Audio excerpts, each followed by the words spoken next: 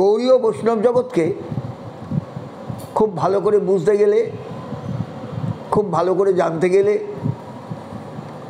খুব ভালো করে অনুভব করতে গেলে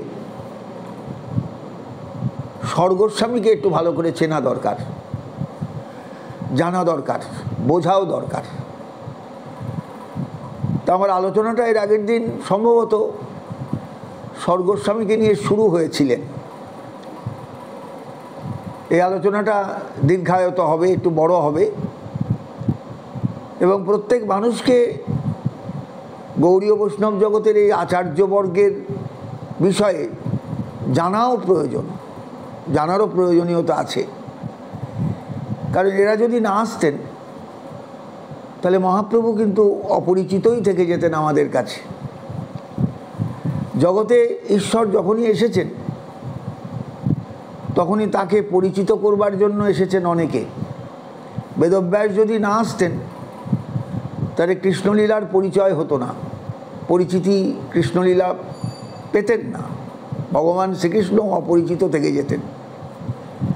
কিন্তু বেদব্যাসের মতন একজন ব্যক্তিত্ব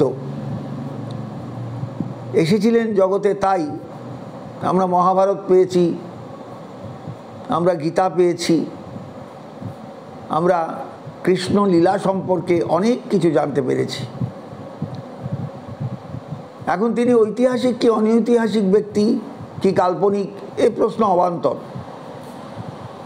কিন্তু যারা গ্রন্থ পড়েছেন বা পড়েন, মহাভারত পড়েছেন, গীতা পড়েন, অনেকে নিত্য গীতা পাঠ করেন, এগুলো সম্পর্কে যাদের একটু অভিজ্ঞতা আছে তারা নিশ্চয়ই উপলব্ধি করবেন যে কোনো একজন মানুষ যদি হাল না ধরতেন, কোনো একজন ব্যক্তি যদি হাল না ধরতেন, তাহলে কিন্তু এই সমস্ত উপলব্ধিগুলো জগতে চিরকালীন হতো না, চিরকালের মতন থাকতো না, হারিয়ে যেত সব। মহাকাল সব কিছুকে গ্রাস করে নেন, এটা তো সবাই বোঝেন। কালহি বলবত্তর, সবচেয়ে বড় হলো কাল, কাল সব কিছুকে খেয়ে নেয়। তা আমরা যে অনেক কিছু পেয়েছি, শ্রীমদ্ ভগবদ্ গীতা পেয়েছি, গীতা যে গ্রন্থের অন্তর্ভুক্ত সেই মহাভারত পেয়েছি, পুরাণগুলো পেয়েছি, এগুলো সব এখন তো না হয় কাগজের আবিষ্কার হয়েছে, ছাপাখানা হয়েছে, এগুলো তো ছিল না। তাহলে এত মহাপুরাণ লিখলেন কিভাবে, লিখে রাখলেন কিভাবে, কারা লিখলেন, তাদের ভেতরের তাগিদটা এলো কেন এগুলো লিখে রাখার জন্য? এগুলো স্বাভাবিকভাবেই প্রশ্ন এসে যায়। তখনই বোঝা যায় যে এক ঈশ্বরের ইচ্ছাতেই কিন্তু সব কিছু সম্পূর্ণ হয়েছে। যিনি এই জগৎটাকে সৃষ্টি করেছেন, যিনি এই জগতের অসংখ্য মানুষের চরিত্রের প্রকাশ ঘটিয়েছেন, তিনিই ধরে রেখেছেন সমস্ত মনুষ্য সভ্যতার যা কিছু বিবরণকে। সেগুলোই আজকে মানুষ দেখছে, শুনছে, পড়ছে, ভাবছে, অনুভব করছে এবং তৃপ্ত হচ্ছে। মহাভারত সেইভাবে আমাদের তৃপ্তি দেন, রামায়ণী কথা সেইভাবে আমাদের তৃপ্তি দেয়, পুরাণ রাজি 18খানা মহাপুরাণ, 4টিখানি কথা নয়, আমাদের সেইভাবে তৃপ্তি দেন। 18খানা মহাপুরাণের মধ্যে শ্রীমদ্ ভাগবত মহাপ্রভুর আবির্ভাবের পরে যে পরিচিতির উচ্চতায় পৌঁছেছিল, তার পরিচিতি যতখানি ছড়িয়েছিল চারদিকে, চমকে যেতে হবে ভাগবতের পরিচিতি ভাবলে বা পরিচিতি অনুভব করলে, যে সমাজের সর্বস্তরে ভাগবতী কথা একসময় মানুষের কাছে বড় প্রিয় ছিল। এখনও দেখবেন মন্দিরে মন্দিরে শ্রীমদ্ ভাগবত পাঠ হয়, অন্য পুরাণ নয়, শ্রীমদ্ ভাগবত, শ্রীমদ্ ভাগবত, শ্রীমদ্ ভাগবত। বিষ্ণু পুরাণও সেখানেও বিষ্ণুর কথা, কিন্তু বিষ্ণু পুরাণ পাঠ হয় না। ব্রহ্ম বৈবর্ত পুরাণ পাঠ হয় না, সেখানেও শ্রীকৃষ্ণ কথা আছে। কিন্তু সবসময় দেখতে পাবেন যে ভাগবতের একটা গুরুত্ব, ভাগবতের একটা মহিমা, এটা কিন্তু আজও কিন্তু বহমান না। মহিমার যে স্রোত, সেই স্রোতটা বহমান, সমাজে সেটা কিন্তু বয়ে চলেছে। মহাপ্রভু এসেছিলেন তিনি শ্রীমদ্ ভাগবতকে একটা বিরাট উচ্চতায় নিয়ে গিয়েছিলেন। পরযাও ভাগবত বৈষ্ণবের স্থানে, একান্ত আশ্রয় করো বৈষ্ণব চরণে, এরকম কথা চৈতন্য চরিতামৃতে আছে। সুতরাং ভাগবতের পরিচিতি অমনি অমনি হয়নি। মহাপ্রভু এসেছিলেন বলে ভাগবত এতটা পরিচিতি লাভ করেছেন। অন্যান্য পুরাণের থেকেও ভাগবত শ্রীমদ্ ভাগবত মহাপুরাণের পরিচিতি অনেক বেশি, অনেক বেশি, অনেক বেশি। তখন কিন্তু ছাপাখানা ছিল না, কাগজ ছিল না, কালি ছিল না, ছাপাখানার ছাপার কালি ছিল না, সব হাতে লেখা পুঁথি। আজকে মানুষকে যদি বলা হয় এরকম একটা গ্রন্থ শ্রীমদ্ ভাগবত মহাপুরাণের মতো গ্রন্থ হাতে লেখো, পাগল হয়ে যাবে মানুষ। কিন্তু তখন মানুষ কিন্তু এই সমস্ত গ্রন্থ সব পুঁথিতে ধরে রেখেছিল। শুধু গ্রন্থ নয়, গ্রন্থের উপরে টিকাও করেছে, সেই টিকাও ধরা ছিল, নইলে চাপা হলো কী করে।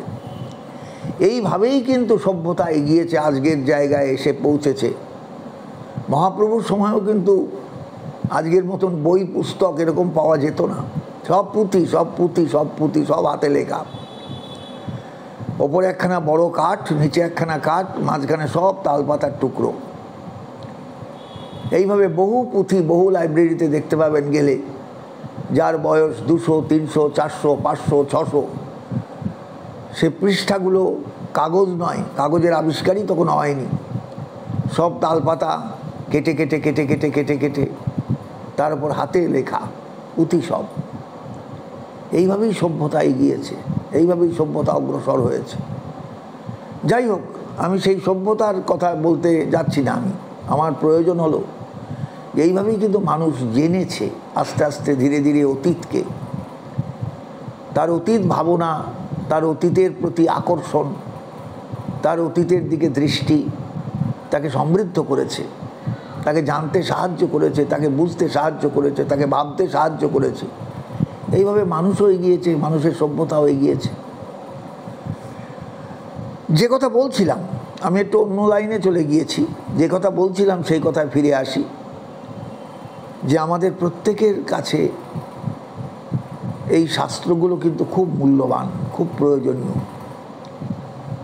তাই এগুলোকে নিয়ে আমাদের চর্চা করা দরকার, এগুলোকে নিয়ে আলোচনা করা দরকার। আজকে আমরা অত্যন্ত আধুনিক হয়ে গিয়েছি, আমরা এগুলোর দিকে দৃষ্টি দিই না। কিন্তু ভারতবর্ষে দূর অতীতে এই সমস্ত পুঁথিই ছিল সর্বস্ব। এখানেই সব কিছু শাস্ত্রজ্ঞান, এখানেই সব কিছু জ্ঞান ভাণ্ডার। মানুষ জ্ঞানের চর্চা করত। ভারতবর্ষের মানুষ শিক্ষাকে গুরুত্ব দিয়েছে চিরকাল, জ্ঞানকে গুরুত্ব দিয়েছে চিরকাল। সরস্বতীর উপাসনা পৃথিবীতে কোথাও হয় বলে মনে হয় না, ভারতবর্ষে কিন্তু সরস্বতীর উপাসনা হয়। কি বলে? তিনি বিদ্যার অধিষ্ঠাত্রী দেবী, তিনি জ্ঞানের অধিষ্ঠাত্রী দেবী, তিনি শাস্ত্রের অধিষ্ঠাত্রী দেবী। সরস্বতীর পাশে দেখবেন এখনো বই রেখে পুজো করা হয়, দোয়াত কলম রেখে পুজো করা হয়। কেন কেন না, এগুলো সব সরস্বতীর অধিকারী। তাহলে মানুষের জ্ঞানভাণ্ডার এগিয়ে যায় যে কারণে, সেই বস্তুগুলো সবই কিন্তু সরস্বতীর একটা রূপ। বই, পুস্তক, দোয়াত কলম। আজকে আমরা যতই দামি পেনে লিখি না কেন, মূল জায়গাটা তো সেই দোয়াত কলম। আমরা তো ছোটোবেলায় প্রত্যেকেই দোয়াত কলমে লিখেছি। দোয়াতে কালি গুলে, কালির বড়ি বাজার থেকে এনে সেই বড়ি ভিজিয়ে রেখে সেখানে জল দিয়ে কখনো গাঢ় করে কখনো পাতলা করে, সেই ছিল আমাদের লেখার উপকরণ। এবং খাগের কলম, খাগ মানে নলখাগড়ার খাগ, সে নলখাগড়ার টুকরো এনে তার মাথাটাকে কেটে পেনের মতন আকৃতি দিয়ে, পেনের নিবের মতন আকৃতি দিয়ে তাই দিয়ে লেখা হতো। আমরা ছোটোবেলায় এরকম লিখেছি। আজকালকার ছেলে মেয়ে এগুলো কিন্তু এগুলোর সঙ্গে পরিচিত হলো না। খাগের কলম কি বললে আজকালকার সন্তানেরা, আজকালকার ছেলেমেয়েরা কিন্তু উত্তর দিতে পারবে না। খাগের কলমে কেমন করে লিখতে হয় জানেও না তারা, কিন্তু আমরা খাগের কলমে লিখেছি। যাক, এগুলো আমার অন্য কিছু নয়, শুধু একটু স্মরণ করানো এবং স্মরণ নিজেও করা। জ্ঞান ভাণ্ডার এইভাবেই কিন্তু এগিয়ে গেছে, মনুষ্য সভ্যতা এইভাবেই এগিয়েছে। সেই সভ্যতার বিকাশ হয়েছে, সেই সভ্যতার প্রসারতা এসেছে, সেই সভ্যতা মানুষকে এগিয়ে নিয়ে গিয়েছে অন্ধকার থেকে আলোর পথে। আমরা সেই আলোচনাই করছিলাম, সেই আলোচনাই আমাদের চলছেন। হয়তো রিপিট হতে পারে অনেক কথার, হয়তো একই কথার পুনরাবৃত্তি আসতে পারে, কেউ কিছু মনে করবেন না, কারণ এই রিপিটেশনটার প্রয়োজনও আছে। কারণ আমি গতকাল যা বলছি বা পরশুদিন যা বলেছি বা তার আগের দিন যা বলেছি, সে কথাটা আজকেও মনে করিয়ে দিলে শ্রোতার বুঝতে ব্যাপারটা সহজ হবে এবং শ্রোতাও শুনতে পারবেন এবং বুঝতে পারবেন। জ্ঞান ভাণ্ডার, শাস্ত্র ভাণ্ডার, এর মূল্য সাংঘাতিক একটা সভ্যতাকে এগিয়ে নিয়ে যেতে। আজকে আমাদের কাছে জ্ঞান কি বস্তু আমরা অনেকে ভুলে গিয়েছি। জ্ঞানের প্রয়োজনীয়তা কোন জায়গায়, শিক্ষার প্রয়োজনীয়তা কোন জায়গায়। স্কুল কলেজ অনেক হয়েছে, ছেলেপিলে একটু বড় হলে স্কুলে গিয়ে ঢোকে, স্কুলে গিয়ে প্রবেশ করে স্কুলের বিদ্যা গ্রহণের জন্য, কিন্তু বিদ্যা গ্রহণ করার উদ্দেশ্যটা কি সেটা কিন্তু অনেকেই জানে না। এগুলো শিক্ষা দেওয়া হয় না আজকে। তাকে শেখানো হয় যে লেখাপড়া করে যেই গাড়ি ঘোড়া চড়ে সেই, লেখাপড়া করলে গাড়ি ঘোড়ায় চড়া যায়। লেখাপড়াটা কি গাড়ি ঘোড়া চড়বার জন্য? না, নিজেকে বিকশিত করবার জন্য, নিজের ভেতরের অন্ধকারকে দূর করবার জন্য, নিজের ভেতরের মালিন্যকে দূর করবার জন্য শিক্ষা, জ্ঞান এগুলোর দরকার আছে। তা সেই কারণেই আমাদের প্রত্যেকের জীবনে একটু পড়াশোনা দরকার। আমি কাউকে কিন্তু জ্ঞান দিচ্ছি না বা উপদেশ দিচ্ছি না। আমি যে কথাগুলো বলছি সেই কথাগুলো কিন্তু বুঝবার মতন মানুষ সংখ্যায় সমাজে খুব কম। অতএব যারা শুনছেন আমার এই প্রাত্যহিক আলোচনাগুলো, হয়তো আলোচনাগুলো কখনো মনে হবে মনোটোনাস, কখনো মনে হবে না একই কথার পুনরাবৃত্তি, কখনো মনে হবে না কথাগুলো যেন কেমন লাগছে। ব্যাপারটা তা নয়। আসলে আমার উদ্দেশ্যই হচ্ছে সমাজের সর্বস্তরের মানুষকে একটু ছুঁয়ে যাওয়া, যাতে সবাই একটুখানি এই জ্ঞান সঞ্চয়ের দিকে, জ্ঞান ভাণ্ডারের দিকে একটু দৃষ্টি দেন। যে জ্ঞানকে সঞ্চয় করা যায় না, কিন্তু তাকে ধরে রাখতে হয়। আর ধরে রাখার উপায়ই হলো তাকে পুনরাবৃত্তির মধ্যে সবসময় রাখা। একটা কথা আপনি রোজ যদি বলেন তাহলে সেটা মুখস্থ হয়ে যাবে, আপনি ভুলে যাবেন না কখনো। কিন্তু এক মাস আগে একটা কথা বললেন বা কোনো কিছু পড়লেন, এক মাস পরে যখন পড়ছেন তখন দেখবেন সেটা আবার নতুন লাগছে, আপনি যেন ঠিক বুঝে উঠতে পারছেন না। অথচ এক মাস আগে কিন্তু আপনি এটা ভালোই জানতেন, ভালোই বুঝতেন। এই হচ্ছে জ্ঞান। একে চর্চার মধ্যে রাখতে হয়, সবসময় চর্চায় রাখতে হয়। আমরা কিন্তু সেই ব্যাপারগুলোকে বুঝি না, চর্চার মধ্যে রাখি না। যাই হোক, আমার অত্যন্ত স্নেহভাজন আমার ছাত্র বিষয়গুলোকে একটু আনছে আমার কাছে, আমার সামনে, যে স্যার এর ওপর একটু কথা বলুন, এর ওপর একটু কথা বলুন, এর ওপর একটু কথা বলুন। আমি তাতে খুশি হয়েছি, কিন্তু সবসময় আমিও সময় দিতে পারি না, তারও সময় হয় না। যখন সময় হয় তখন দুজনা একটু মিলে বসে সকলে যাতে উপকৃত হয় তার জন্য এই ব্যবস্থা। যারা শুনছেন দূরে কাছে, খুব দূরে, প্রত্যেকের প্রতি রইল আমার অন্তরের শ্রদ্ধা, প্রত্যেকের প্রতি রইল আমার অন্তরের একটা ভালোবাসা। আপনারা নিশ্চয়ই জেনে রাখবেন, শাস্ত্র কিন্তু অগাধ এবং অনন্ত। অনন্ত পারম অখিল শব্দ শাস্ত্রম স্বল্পম তথা আয়ুর বহবশ্চ বিঘ্না। ছোটোবেলায় সংস্কৃত পড়বার সময় ক্লাস 10-এ সম্ভবত একটা প্রবন্ধের মধ্যে এটা ছিল, পঞ্চতন্ত্র কথা মুখমে। অনন্ত পারম অখিল শব্দ শাস্ত্রম স্বল্পম তথা আয়ুর বহবশ্চ বিঘ্না। বহবশ্চ বিঘ্ন, তারপর একটা লাইন আছে, ঠিক আছে, মনে পড়লে আমি বলবো, আপনাদের কাছে শোনাবো, যে শব্দশাস্ত্র অনন্ত আর বহবশ্চ বিঘ্না। আপনি যে সমস্ত শব্দশাস্ত্র সমস্ত কিছু পড়ে ফেলতে পারবেন তা নয়, জেনে ফেলতে পারবেন তা নয়, কারণ বহু বিঘ্ন নিয়ে আমাদের সংসারে চলতে হয়। অতএব কী করা দরকার? সারং তত গ্রাহ্যম অপাস্য ফলগু। সার বস্তুটাকে গ্রহণ করতে হয়, যে কথাগুলো সার। যেমন ধরুন, সমস্ত শাস্ত্র আপনার পড়ে দরকার নেই, আপনি গীতাটা ভালো করে পড়ুন। কটা মানুষ গীতাটা ভালো করে পড়ে বলুন দেখিনি আমাকে? আপনি সমাজের দিকে তাকাবেন, ব্যক্তি জীবনের দিকে তাকাবেন, দেখবেন মানুষ গীতা পড়তে অনীহাগ্রস্ত। কদাচিৎ কেউ কেউ গীতা একটু আলোচনা করেন, এই পর্যন্ত হয়তো দুটো শ্লোক পড়ে রেখে দিলেন, একটা অধ্যায় পড়ে রেখে দিলেন, কিন্তু অর্থটা কি হলো, শ্লোকের মানেটা কি হলো, আগের শ্লোকের সঙ্গে পরের শ্লোকের সম্পর্কটা কোন জায়গায়, আগের অধ্যায়ের সঙ্গে পরের অধ্যায়ের সম্পর্কটা কোন জায়গায়, এটা কজনা চিন্তা করে গীতা পড়েন। দেখা যাবে সেখানে কিন্তু খুব কম মানুষ গীতাকে সুবোধ্য করে পড়বার চেষ্টা করেন। অতএব আমাদের কিন্তু অনেক অভাব আছে, অনেক ত্রুটি আছে, বিচ্যুতি আছে, সেগুলো আমাদের কাটিয়ে ওঠা দরকার। গীতা এমন একখানা শাস্ত্র, গীতা এমন একখানা গ্রন্থ, গীতা এমন একখানা জ্ঞানভাণ্ডার, যে কোনো মানুষ যদি খুব ভালো করে গীতাটাকে আলোচনা করেন তাহলে তার অনেকখানি জীবনের সত্য দৃষ্টিটা খুলে যায়, অনেকখানি জীবনের অন্ধকার দূর হয়ে যায়, সেটা আলোর রেখা দেখতে পায়, আলোর পথ খুঁজে পায়, যে আলোর পথ ধরে সে এগিয়ে যেতে পারে। পরবর্তীকালে ভবিষ্যৎ জীবন তার কাছে অনালোকিত থাকে না, আলোকিত থাকে। আমাদের এটা দরকার আছে, আমাদের সন্তান সন্ততির জন্য এগুলোর প্রয়োজন আছে। আমরা সমাজে ছেলে মেয়েকে স্কুলে পাঠাচ্ছি, কলেজে পাঠাচ্ছি, ইউনিভার্সিটিতে পাঠাচ্ছি, বিভিন্ন জায়গায় পাঠাচ্ছি, বয়স হলেই তাকে সাঁতার শিখতে পাঠাচ্ছি, জিমন্যাস্টিক শিখতে পাঠাচ্ছি, অমুক করতে পাঠাচ্ছি, তমুক করতে পাঠাচ্ছি, কিন্তু কখনো তাকে তো গীতা পাঠ করতে পাঠাচ্ছি না। যদি গীতাটা একটু পড়ে আয় ভালো করে, গীতাটা একটু জেনে আয় ভালো করে, না ওটার দরকার নেই। গীতা পাঠ করে তার পেটের ভাত হবে না, কিন্তু গীতা পাঠ করলে যে মনের ভাত হবে, মনের খোরাক সে নিজেই জুটিয়ে নিতে পারবে, জুগিয়ে নিতে পারবে, এই বোধটা কিন্তু আমাদের মধ্যে নেই, হারিয়ে গেছে। এর কারণ আর কিছু নয়, প্রায় 150 বছর আমরা পরাধীন ছিলাম, দীর্ঘকাল পরাধীন ছিলাম। এই পরাধীনতার কারণে আমরা হারিয়ে ফেলেছি আমাদের সব কিছু স্বাতন্ত্র্য। এই স্বাতন্ত্র্য হারিয়ে ফেলার দরুনই কিন্তু আজকের আমাদের এই কাণ্ডজ্ঞানহীনতা, আমাদের বিভিন্ন রকমের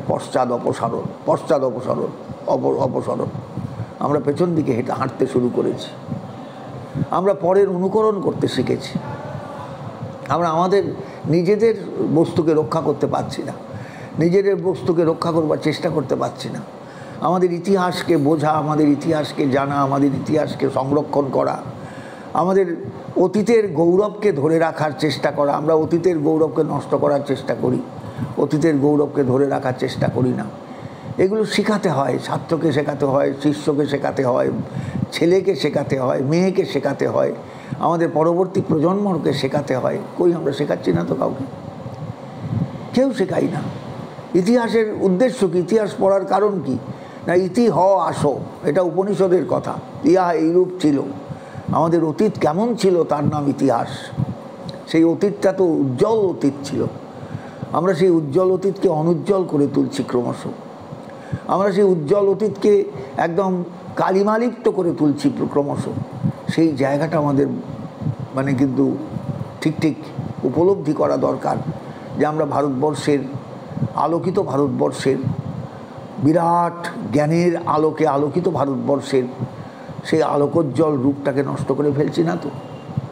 ভারতবর্ষ একটা এমনই দেশ ছিল, আকারে হয়তো ছোট, পৃথিবীর অনেক দেশ ভারতবর্ষের চেয়ে বড়, কিন্তু ভারতবর্ষের জ্ঞান, ভারতবর্ষের চিন্তা ভাবনা, ভারতবর্ষের অসাধারণ অতীত গৌরবের প্রতি আকর্ষণ, ভারতবর্ষের বিভিন্ন রকমের আদর্শের প্রতি শ্রদ্ধাবোধ, এগুলো আমাদের কিন্তু শিক্ষা দেওয়া দরকার, শিক্ষা গ্রহণের প্রয়োজন আছে।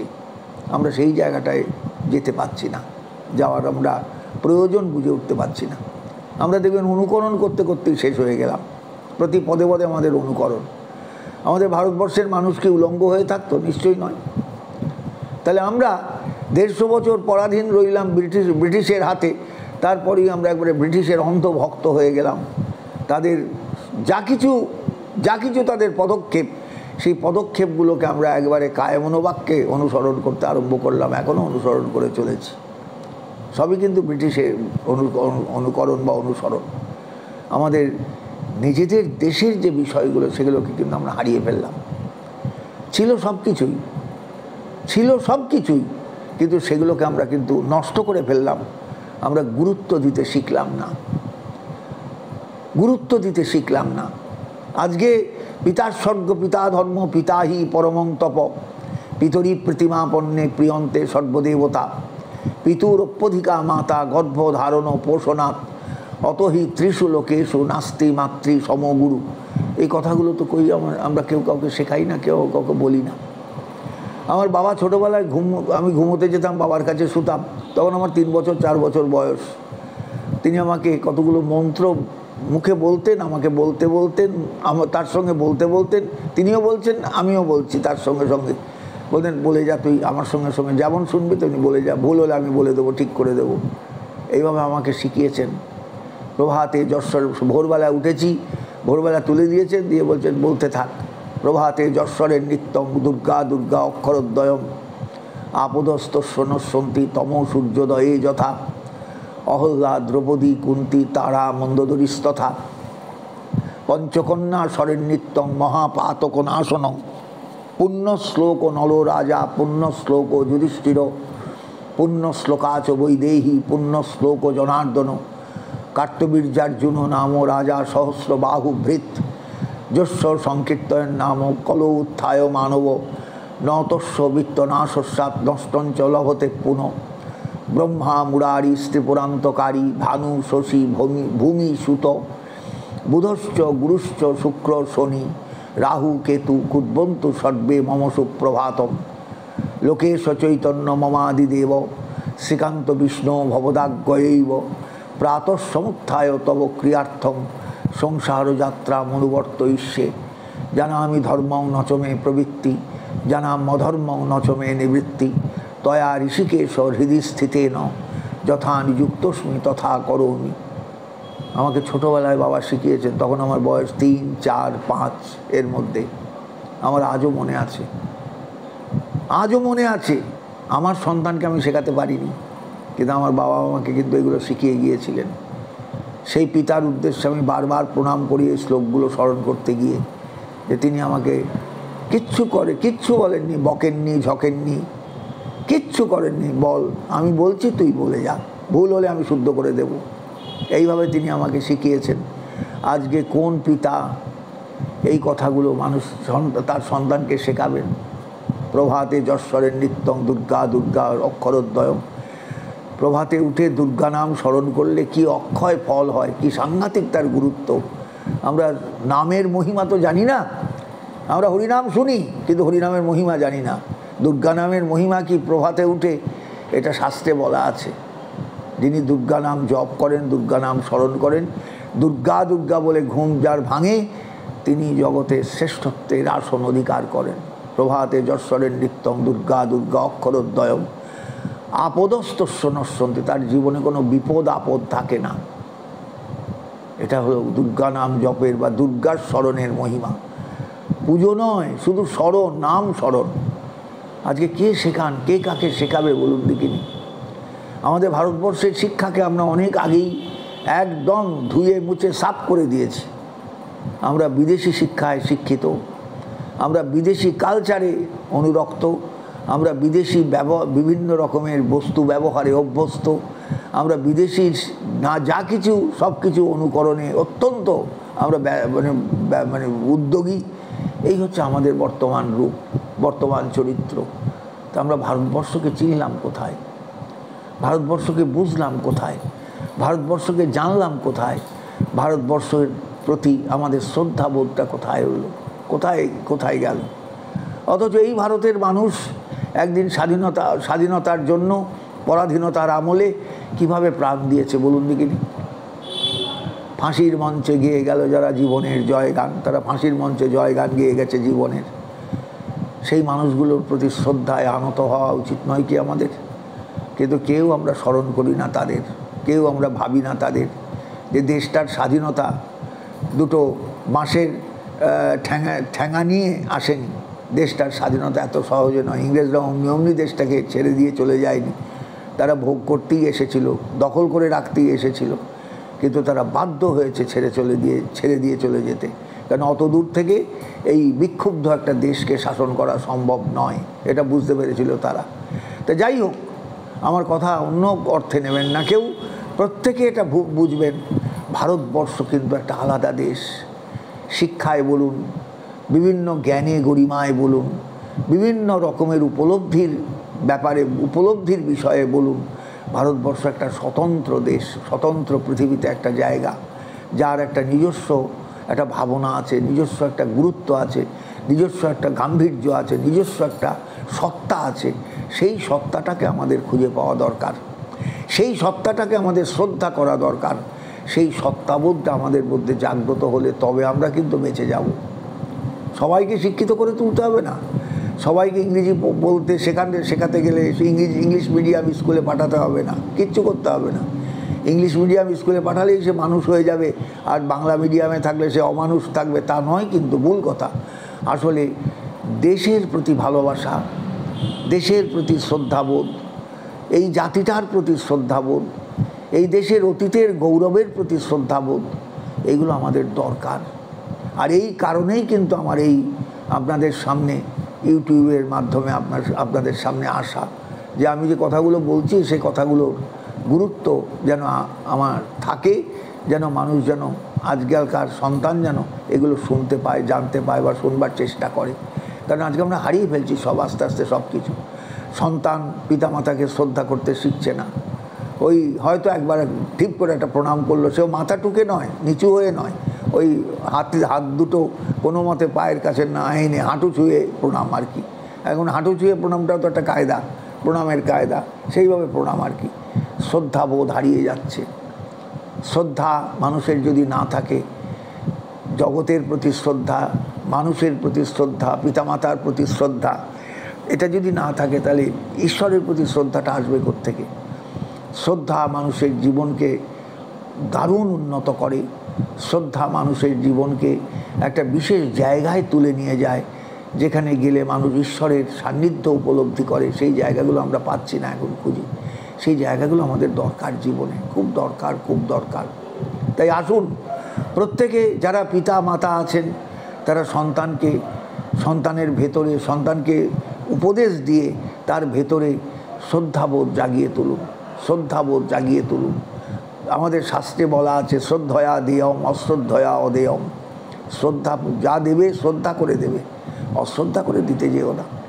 অতএব শ্রদ্ধা জিনিসটা সব জায়গায় দরকার, শুধু পিতামাতার চরণে শ্রদ্ধা নয়, জগতে সর্বত্র শ্রদ্ধাবোধ নিয়ে চলতে হয়। কারণ এই জগৎটা আমার তৈরি নয়, আমার পিতামাতার নয়, ঈশ্বরের তৈরি, যাকে আমরা কেউ দেখিনি, কেউ চিনি না, কেউ জানি না, যিনি এই জগৎটাকে সৃষ্টি করেছেন। সেই শ্রদ্ধাবোধটা আমাদের হারিয়ে যেন না যায়, সেই শ্রদ্ধাবোধটা আমাদের যেন নষ্ট না হয়, সেই শ্রদ্ধাবোধ যেন কখনো হালকা হয়ে না যায়, যেন গাঢ়তা লাভ করে। এবং সেই শ্রদ্ধা নিয়েই বিশ্বাস, তার যে ভূমি, সেই ভূমিটা যেন আমাদের জীবনে গঠিত হয়। আর এই বিশ্বাসের ভূমিটা যদি গঠিত হয়, শক্তপোক্ত হয় শ্রদ্ধার মাধ্যমে, তাহলে একটা মানুষ হিসাবে আমরা দাঁড়াতে পারবো এই বিশ্ব সংসারে, আমরা সার্থক হতে পারবো জীবনে।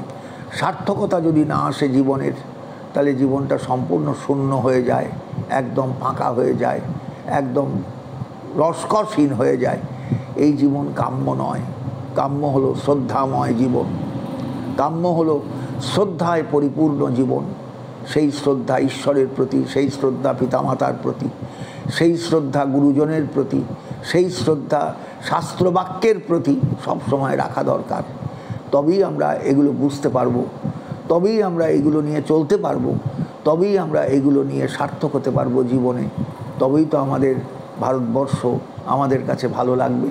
আমরা সবসময় মনে মনে তুলনা করি, দূর দূর দূর আমাদের ভারতে কি আছে, আমাকে ইউরোপ যেতে হবে। এটা আমাদের মনে মনে একটা স্বপ্ন, আমি ইউরোপে গেলে সব পাবো। কিন্তু ভুল করছেন, ইউরোপে যা নেই ভারতবর্ষে তা আছে। সেটা হলো মানুষের জীবনের সত্তাবোধের আবিষ্কার। আমি কেন জগতে এলাম, আমি কেন জগতে এসেছি, এই যে জিজ্ঞাসা, এই জিজ্ঞাসার উত্তরটা ভারতবর্ষেই পাওয়া যায়। পৃথিবীর কোনো দেশে এটা পাওয়া যায় না। ভোগবাদ দিয়ে এই শিক্ষা, এই ভোগবাদ দিয়ে এই প্রশ্নের উত্তর মেলে না। একমাত্র ভারতবর্ষ ত্যাগবাদের ভূমি, ত্যাগের ভূমি। এই ত্যাগবাদের ভূমিতেই কিন্তু এই শিক্ষার, এই প্রশ্নের উত্তর মেলে। তাই আসুন আমরা সেই ত্যাগবাদের দিকে দৃষ্টি দিয়ে ভারতবর্ষকে শ্রদ্ধা করে, ভারতের শাস্ত্রকে ভালোবেসে, ভারতের অতীতকে ভালোবেসে, ভারতের গৌরবোজ্জ্বল অতীতকে ভালোবেসে আমরা যেন এগিয়ে যেতে পারি, সেই জন্যই আমার এই আলোচনায় বসা। সেই জন্যই মাঝখানে কিছুটা আলোচনাকে অন্য খাতে নিয়ে গেলাম, এই কারণেই যাতে আমরা যেন শ্রদ্ধাবোধ হারিয়ে যেন এই কথাগুলো না শুনি, শ্রদ্ধাবোধ অন্তরে নিয়ে যেন এই কথাগুলো শুনি, যাতে আমরা সার্থক হতে পারি। আলোচনা যেন আমাদের ফলপ্রসূ হয় জীবনে। আমরা যেন আমাদের সন্তানকে এই আলোচনা শুনিয়ে, সন্তানের কাছে এই আলোচনা রেখে আমরাও যেন জীবনে চোখ বুঝতে পারি, জীবনের শেষ নিঃশ্বাস ত্যাগ করতে পারি, যাতে সন্তানকে আমরা রেখে যেতে পারি সার্থক হিসাবে। সার্থক তার জীবন এই হিসাবে যেন সার্থকতাময় জীবন হিসাবে রেখে যেতে পারি, এই প্রার্থনা রেখে আলোচনাটা আজকের মতন আমি এখানেই শেষ করলাম।